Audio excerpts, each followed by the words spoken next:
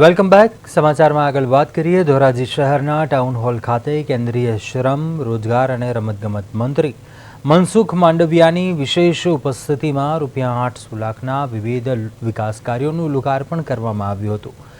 દીપ પ્રાગટ્ય સાથે કાર્યક્રમનો પ્રારંભ થયો હતો, જેમાં મોટી સંખ્યામાં સ્થાનિક નાગરિકો, આગેવાનો અને નગરપાલિકાના હોદ્દેદારો ઉપસ્થિત રહ્યા હતા. આ કાર્યક્રમમાં ધોરાજી ઉપલેટાના ધારાસભ્ય ડોક્ટર મહેન્દ્ર પાડલિયા સહિત સામાજિક અને રાજકીય આગેવાનો પણ હાજર રહ્યા હતા.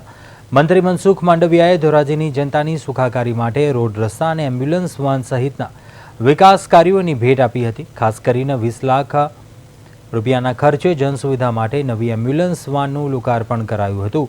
ઉપસ્થિત મહાનુભાવોએ આ વિકાસ કાર્યોને શહેરની સુવિધાઓ અને સગવડતાઓમાં વધારો કરનાર મહત્વપૂર્ણ પગલું ગણાવ્યું હતું અને કાર્યક્રમ દરમિયાન મંત્રી મનસુખ માંડવિયાએ વડાપ્રધાન નરેન્દ્ર મોદીના આહવાનનો ઉલ્લેખ કરતા લોકોને પબ્લિક ટ્રાન્સપોર્ટેશનનો વધુ ઉપયોગ કરીને પેટ્રોલ ડીઝલની બચત કરવા અનુરોધ કર્યો હતો.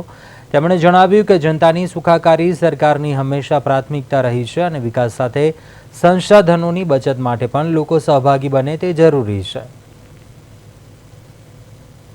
જનતાની સુખાકારી એ અમારી સરકારની હંમેશા પ્રાથમિકતા રહી છે. ધોરાજી નગરપાલિકાની જનતાની સુખાકારી માટે આજે